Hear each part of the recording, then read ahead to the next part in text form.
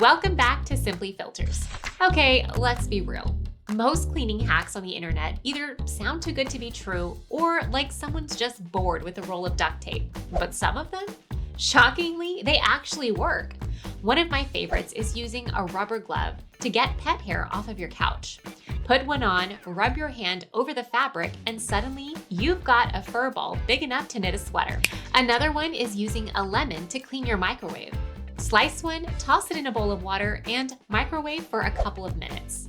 The steam loosens all that crusty food and it smells amazing. It's like your microwave just went to a spa. Oh, and this one is weird but genius. Bread for broken glass. If you drop a glass and you're worried about tiny shards, press a slice of bread on the floor.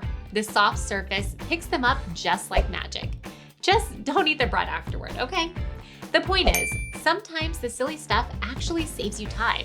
And honestly, if it makes cleaning even a little bit more fun, I'm all for it. Do you have a weird hack that actually works? Drop it in the comments. I'd love to test it out. Next video, I'll show you how to tell if your air filter is really doing its job. See you there.